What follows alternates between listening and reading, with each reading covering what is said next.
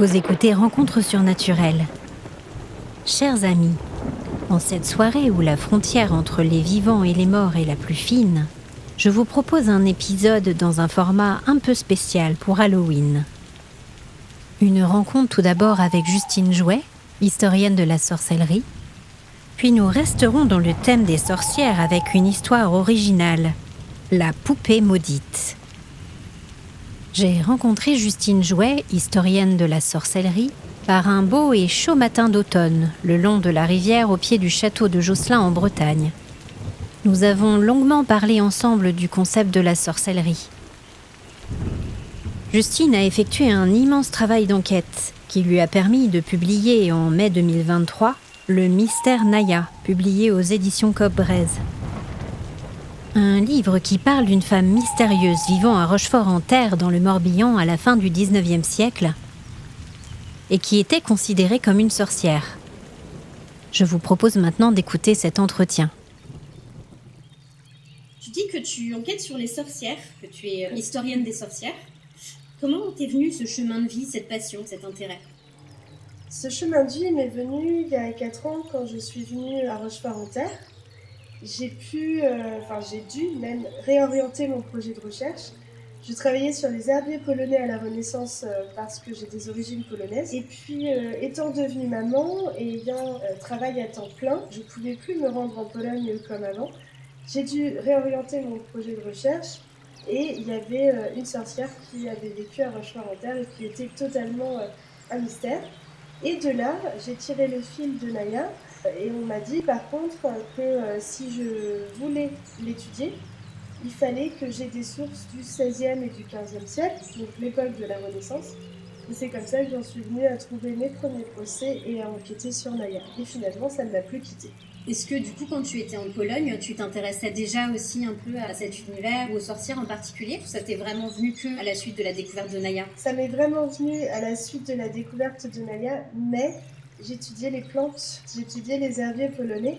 Et j'ai retrouvé très récemment les 2 mémoires. Je me suis dit, mais en fait, c'était pas si loin. Les herbiers polonais et les étudiants en médecine à l'université de Montpellier, c'était pas si loin finalement. Oui, c'est vrai que les sorcières, à la base, il y avait quand même vraiment cet aspect médical de soigner les gens, de prendre soin des gens. C'est ça. Et finalement, je me suis dit, tiens, il n'y a pas de hasard. Est-ce que tu peux définir pour toi ce que c'est qu'une sorcière, selon ta vision, ta compréhension ? Je dirais qu'une sorcière, c'est pas du tout la femme avec le chat noir et le chapeau pointu, même si j'adore les histoires de sorcières comme Zouk, Corneливouille et d'autres. Mais pour moi, une sorcière, c'est une femme qui réussit à s'affranchir des codes que la société donne aux femmes, à nous les femmes. C'est-à-dire à exister en dehors du rôle de maman, du rôle de compagne. Donc ça, c'est, disons, l'explication terre à terre. Et puis après, il y a le côté inexplicable, développé de perceptions différentes, de la voyance, des soins par les mains.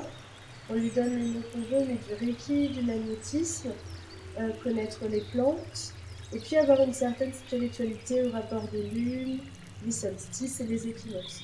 Je dirais que vraiment, il y a, pour moi, 2 types de sorcières. L'espèce de cliché, la méchante sorcière, comme on la voit, c'est un peu dommage qu'on ait cette image qui soit peut-être celle qui vient en premier quand on parle des sorcières, et pas tout ce qu'il y a eu vraiment des vraies femmes derrière de leur substance et de leur richesse. C'est ça, le stéréotype, il parle à beaucoup de monde, mais je me rends compte de plus en plus, que ça soit dans mes conférences ou dans mes visites guidées, que ça parle aux gens aussi de plus en plus que c'était des femmes guérisseuses, des hommes guérisseurs qui ont été pourchassés. Donc on arrive quand même, avec tous les livres qui ont été publiés, à entrevoir que finalement on est bien loin du stéréotype du balai, du nez crochu, etc.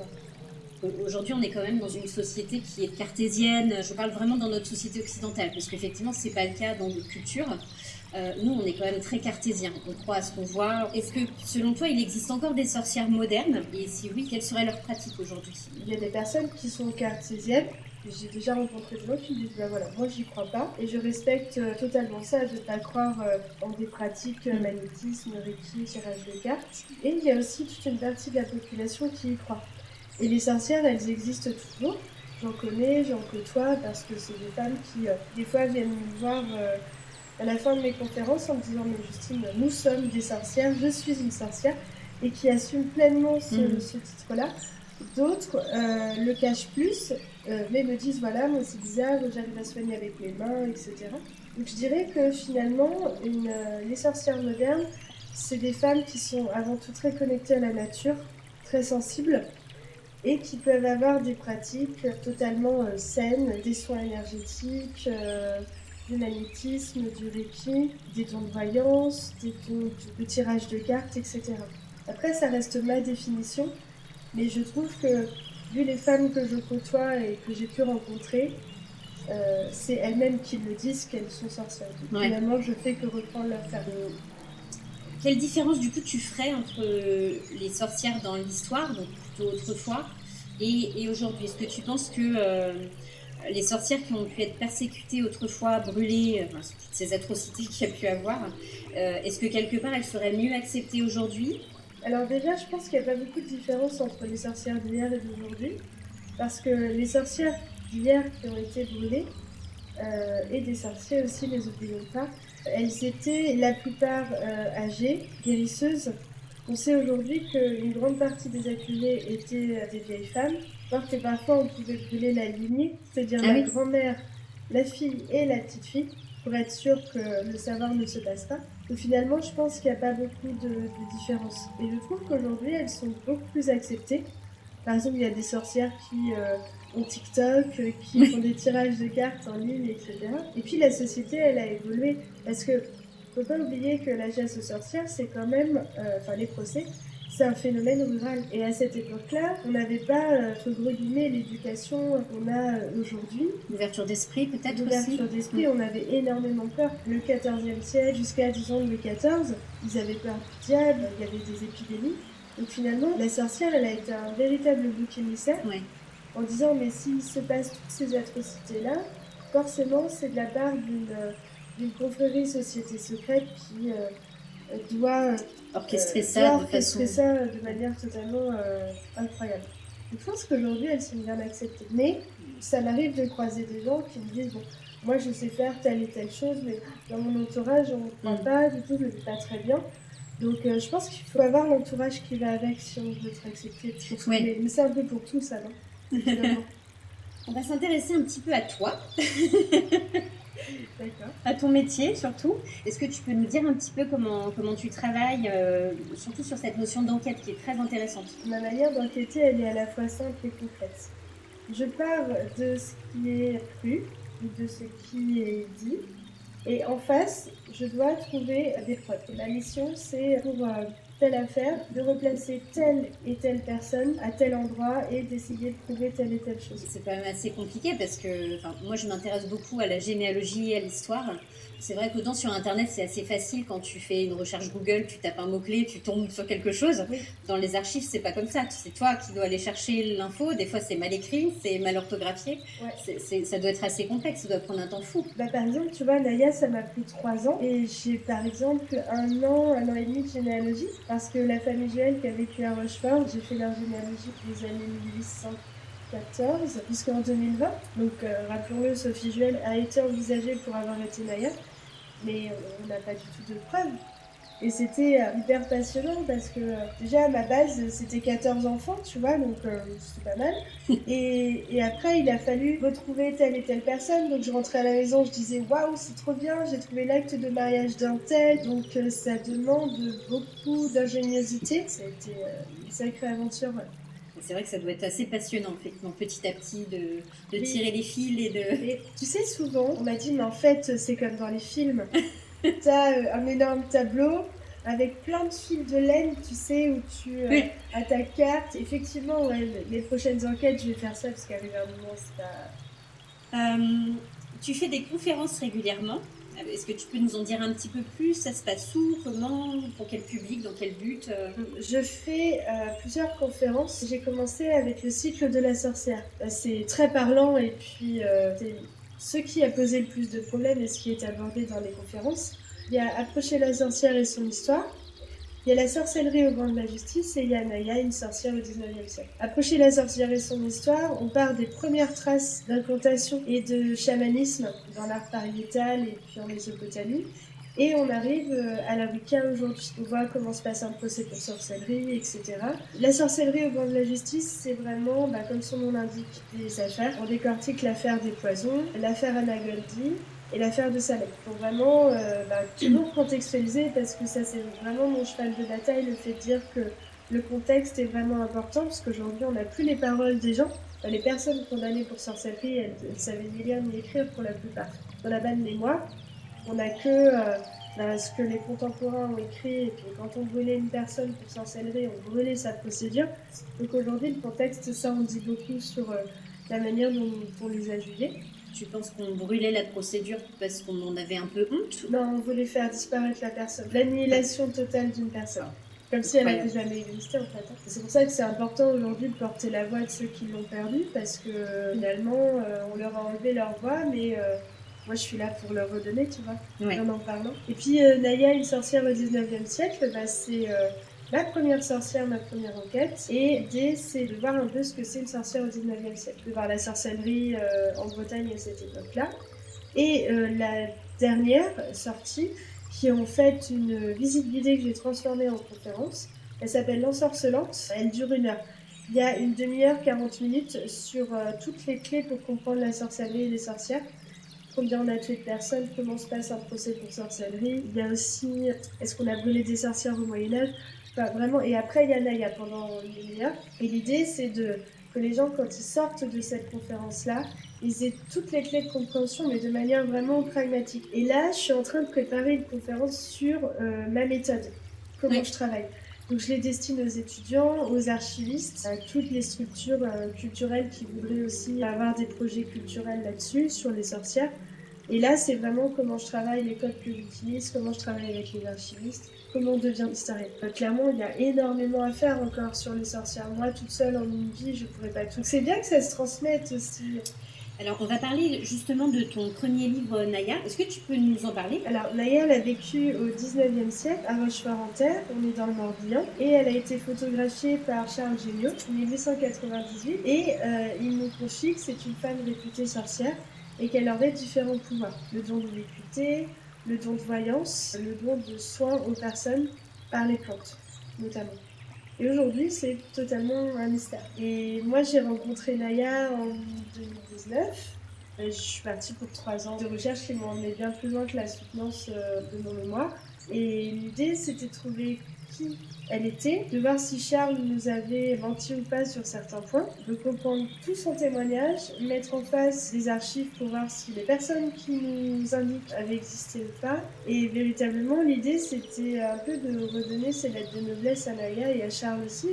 Et ma plus grande fierté aujourd'hui, c'est que non seulement mon livre est dédié à un Rocheforteuil qui m'a vraiment beaucoup aidé et qui n'est plus là, qui ne verra pas le livre parce qu'il est décédé, et puis aussi que l'ensemble du manuscrit a été validé par la famille du photographe, par son petit-fils et sa belle-fille. Et aujourd'hui, là où elle a vécu et où elle a été photographiée, ça s'appelle le Naya Museum, c'est le musée des arts de l'imaginaire. Et si vraiment vous êtes de passage à Rochefort-en-Terre, ou pas loin, allez-y parce que c'est vraiment totalement démentiel.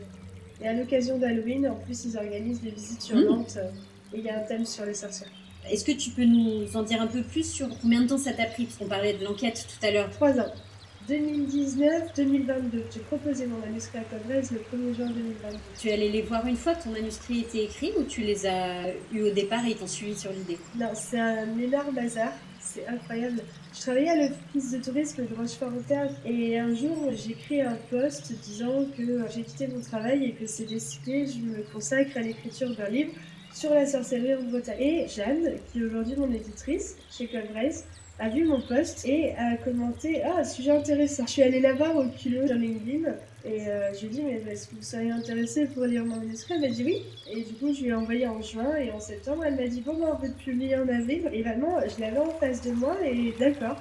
C'est l'article. Cobrez, c'est vraiment une immense fierté d'être dans cette maison d'édition-là parce que par la taille, par les valeurs. Et puis c'est breton, c'est un réseau de diffusion et de distribution absolument incroyable. Et puis à taille humaine en fait. Ils prennent vraiment soin de leurs auteurs. Je de voir que Naya, en fait, le livre se vend très très bien. On a vraiment des bons retours. Et qu'il voyage parce que tu me posais la question tout à l'heure de mes conférences. En fait, j'en fais dans toute la France. Donc là, je vais être amenée à bouger à Arras, à Gien, à Quimper. Et en fait, Naya, elle me suit, mes livres me suivent avec moi. Donc ça fait des petits en fait. Elle sort de Bretagne, de Rochefort-en-Terre, donc c'est chouette. Et puis écrit à la manière d'une enquête dans mes chaussures, dans le sens où les gens suivent mon parcours, mais mènent l'enquête, et à aucun moment je leur dis mon avis. Je leur donne pas, parce que même à la fin, ça les conditionnerait totalement, et je travaille sur un stéréotype, c'est pas pour en créer un autre. Est-ce que tu es présente aussi en librairie? On peut acheter sur Internet? En librairie de Bretagne et sur clubbraise.pzh. Est-ce que tu peux nous raconter une ou deux anecdotes ou une histoire marquante autour des sorcières? Je vais vous raconter une affaire qui, moi, m'intéresse. Ça se passe à Saint-Malo, on est au XVIIIe siècle. Et il y a une jeune femme qui a, disons, une sexualité, une intimité qu'on pourrait appeler libertine aujourd'hui, mais qui, pour le XVIIIe siècle à Saint-Malo, s'appelle débridée.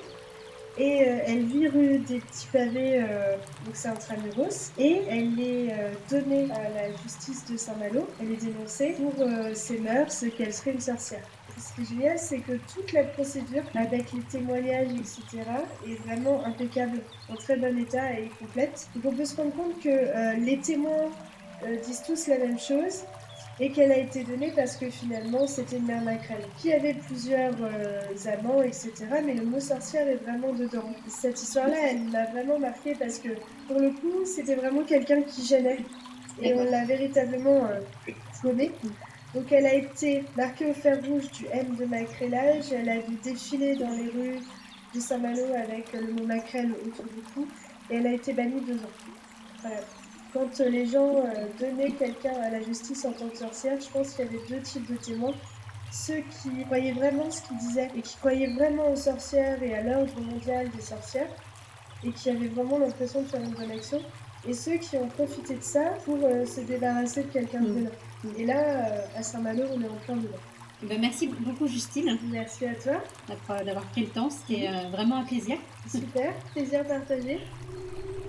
Après cet entretien passionnant, je vous propose de poursuivre maintenant cet épisode spécial Halloween avec une histoire spécialement écrite pour vous, La poupée maudite, qui mêle allègrement sorcière et fantôme.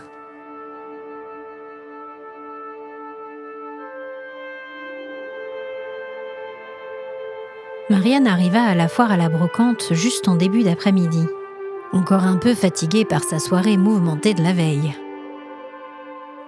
Visiter des marchés aux puces ou des brocantes le dimanche avait toujours été son activité favorite. Elle adorait flâner, prendre son temps, découvrir des objets insolites aussi parfois. Depuis peu, elle ressentait un vrai besoin de nature, autant intérieur qu'extérieur. Un besoin profond de terre, de feuilles d'arbres, de vent.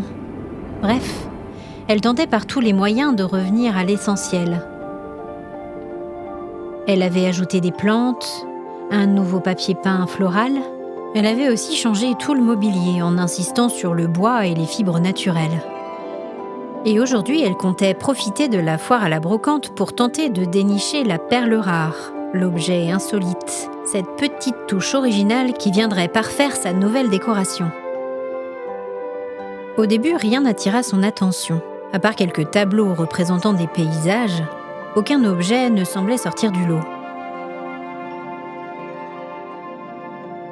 Arrivée au bout de la rue, elle se sentit inexplicablement attirée vers la gauche. Elle déboucha dans une toute petite ruelle n'offrant que 3 stands. Elle se dirigea presque automatiquement vers le plus petit d'entre eux, installé devant une grande maison à l'aspect presque délabré. Le stand ne payait pas de mine étant assez peu fourni. Il proposait des objets fêlés et poussiéreux. L'homme qui se tenait derrière la table avait un air si triste que Marianne eut envie de mieux connaître son histoire et d'essayer de le soulager de sa peine. Dotée d'une empathie assez démesurée, elle avait toujours détesté voir des personnes souffrir. Elle se baissa, fouilla dans les quelques cartons et regarda quelques livres, dont un sur les forêts sauvages de Roumanie qu'elle décida d'acheter. Devant elle, elle découvrit une vieille boîte en métal fermée, et toute son attention sembla se figer sur cet objet. Son cœur se mit à accélérer, et elle eut l'intuition qu'elle devait regarder à l'intérieur de la boîte. En ouvrant le couvercle, elle découvrit une poupée d'environ 30 cm de haut, aux couleurs délavées et un peu racornies. La poupée semblait faite de feuilles et tiges de maïs. Elle la regarda un long moment et fut envahie d'une grande détermination. Elle devait acheter cet objet. Cependant, un peu curieuse, elle demanda au vieil homme de quoi il s'agissait. Il lui raconta d'une voix triste l'histoire de sa femme décédée 6 mois plus tôt, des suites d'une longue et terrible maladie. Il lui expliqua en désignant la maison derrière lui que maintenant seul il ne se sentait pas de rester là avec tous ses souvenirs, et que le vide-grenier auquel il participait aujourd'hui était la dernière étape avant la vente de la demeure maintenant vide. Il vendait là les derniers objets qui avaient appartenu à sa femme et qu'il ne pouvait se résoudre à jeter. Elle lui posa quelques questions sur la poupée et il lui expliqua que sa femme, qui était très proche de la nature, avait l'habitude de confectionner de tels objets. Elle se considérait d'ailleurs elle-même comme une sorcière. Elle connaissait toutes les fêtes païennes et les symboles importants. Sa franche spontanéité lui manquait, ainsi que son amour absolu de la vie. Marianne écrasa une petite larme, posa une main pleine de compassion sur l'épaule du vieil homme et lui adressa toutes ses condoléances. Elle lui acheta le livre et la poupée, puis s'éloigna. Sur le chemin du retour, elle ne cessait de penser au vieil homme seul devant sa maison délabrée. Et elle se sentait envahie par une tristesse pure, une boule dans la gorge et une furieuse envie de pleurer, qui la surprirent malgré son extrême sensibilité. Après tout, l'homme était un parfait étranger.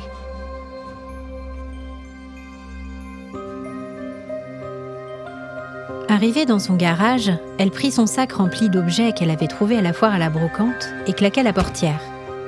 Il lui sembla distinguer du coin de l'œil une ombre noire s'évanouissant furtivement derrière elle. La pièce était déserte. Elle prit l'ascenseur et monta jusqu'à chez elle. Elle installa les différents objets après les avoir nettoyés et dépoussiérés, et ceux-ci trouvèrent parfaitement leur place dans sa nouvelle décoration. Marianne se sentit comblée, comme si tout était enfin à sa place. Elle s'installa dans son fauteuil et mit de la musique relaxante. Le stress de son travail la minant régulièrement, elle avait découvert le pouvoir incroyable de la méditation. Alors que d'habitude elle arrivait à faire le vide dans sa tête, aujourd'hui les images de sa rencontre avec le vieil homme et la poupée qu'elle venait d'acheter ne cessaient d'envahir son esprit. Après 30 minutes, elle abandonna.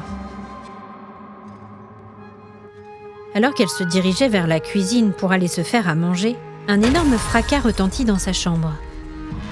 Arrivée dans la pièce, elle vit avec stupeur que la petite étagère en bois sur laquelle elle avait posé la poupée en face de son lit était tombée au sol, les chevilles arrachées du mur. Elle était vraiment surprise car elle savait que le meuble avait été fixé récemment, avec beaucoup de soin, et qu'il était très solide. Elle décida, suite à l'incident, de ramener la poupée dans son salon et l'installa juste à côté de la télévision. Au milieu de la nuit, elle fut réveillée par un grand bruit de verre brisé, précédé par une sorte de déflagration. Elle courut paniquée jusqu'au salon et vit que la télévision avait implosé. L'appareil était en feu et les flammes commençaient à attaquer les surfaces environnantes. Terrorisée, Marianne se précipita sur l'extincteur qu'elle gardait précieusement dans son appartement et le déclencha pour éteindre les flammes. Elle appela ensuite les pompiers. Couverte de suie, sale et très choquée, ils lui recommandèrent de prendre quelques affaires et de s'installer à l'hôtel le temps que les dégâts soient réparés dans son appartement. Une fois arrivée dans sa chambre d'hôtel, elle se rendit compte qu'elle n'avait pas vérifié si la poupée avait été détruite dans l'incendie. Et bizarrement, elle en vint presque à espérer que ce soit le cas, sans trop savoir pourquoi. Elle fit des rêves assez étranges. Notamment, elle rêva d'une vieille dame courbée par l'âge et la maladie, au teint gris et aux yeux tristes, qui semblait essayer de lui crier quelque chose, sans qu'elle ne parvienne à l'entendre. Elle essaya de s'adresser à cette femme pour lui dire qu'elle ne comprenait pas son message, mais elle s'aperçut qu'elle aussi était muette. Elle dut rester presque une semaine à l'hôtel, le temps que son appartement soit entièrement nettoyé. L'incendie n'avait pas eu le temps de se propager, mais la suie, en revanche, avait envahi le moindre recoin de son domicile. Quand elle ouvrit sa porte d'entrée, une vague sombre et froide l'envahit dès qu'elle passa le seuil. Comme si une masse visqueuse et invisible avait envahi tout l'appartement et la repoussait. Comme si elle n'était finalement pas la bienvenue chez elle. Elle voulut ensuite appeler sa mère pour lui dire qu'elle était bien rentrée, mais la conversation ne cessait d'être coupée avec un grésillement constant sur la ligne. Elle se sentait vraiment mal à l'aise dans son appartement, et en particulier dans son salon. Elle découvrit la poupée trônant crânement à côté de l'emplacement vide et brûlé de la télévision. Elle regarda la poupée et elle eut une vision immédiate en tête, comme une pulsion irrépressible. Elle se rendit compte qu'elle avait envie de prendre l'objet et de la jeter dans des flammes, cheminées, brûleurs, tout ce qui pourrait lui permettre de la réduire en cendres. L'envie était puissante, primaire, comme si son instinct de survie lui criait de se débarrasser de ce jouet. Elle se dit qu'effectivement, depuis qu'elle avait fait rentrer la poupée chez elle, elle n'avait que des ennuis. Elle manquait clairement d'informations sur l'origine de cet objet et sa signification. Elle voulut consulter son ordinateur pour en savoir un peu plus, voir si on parlait de telle poupée de maïs. Bien évidemment, l'ordinateur refusa de s'allumer. Encore un autre appareil qui refusait de fonctionner correctement autour d'elle. Elle eut l'impression soudain d'être maudite, comme si quelqu'un lui avait jeté un sort et que la malchance s'acharnait sur elle. Elle décida de se rendre à la bibliothèque le lendemain pour pouvoir faire les recherches nécessaires. Elle était en même temps attirée par la perspective de quitter l'atmosphère étouffante de l'appartement. La nuit, elle fit à nouveau le rêve étrange qu'elle avait fait à l'hôtel. La femme se tenait de nouveau devant elle, et à nouveau elle ne parvenait pas à communiquer avec elle. Le lendemain, alors qu'elle souhaitait se rendre à la bibliothèque, sa voiture refusa tout simplement de démarrer. Mais Marianne en fut presque amusée tant la succession de malchances devenait improbable. Il était plus que temps qu'elle trouve comment sortir de cette spirale infernale. Même si on lui mettait des bâtons dans les roues, elle était bien décidée à découvrir l'origine de cette malédiction. Elle décida de prendre le bus et parvint à la bibliothèque sans encombre, presque sans y croire. Elle put s'installer et consulter de nombreux ouvrages, faire des recherches sur Internet. En recherchant des mots-clés comme poupée de maïs ou sorcière, elle tomba effectivement sur une pratique païenne très ancienne effectuée à l'occasion de la fête de Beltane. Cette célébration de la fin du printemps symbolisait le retour à la vie, la fertilité, l'amour ou l'abondance. Visiblement, on confectionnait une poupée de maïs pour célébrer et recevoir les bienfaits de la nouvelle année que l'on brûlait 1 an plus tard, le jour de Beltane. Le fait de brûler l'ancienne poupée portait bonheur et permettait de nettoyer toutes les mauvaises énergies ou de se débarrasser de toute potentielle malchance pour repartir à neuf sur une nouvelle année. Il était considéré comme un très mauvais présage de conserver la poupée de l'an passé. Et là, ce fut très clair dans sa tête. Elle repensa à sa pulsion, l'envie de brûler la poupée, toute la succession de malchances, sa conversation avec le vieil homme, la maladie de sa femme. Et elle comprit que la vieille dame était effectivement une sorte de sorcière blanche, qu'elle avait dû confectionner elle-même cette poupée de l'année, mais malheureusement, elle était morte avant de pouvoir brûler cette dernière. Le vieil homme, ne connaissant pas la tradition attachée à la poupée, ne savait sans doute pas qu'il était nécessaire de la brûler.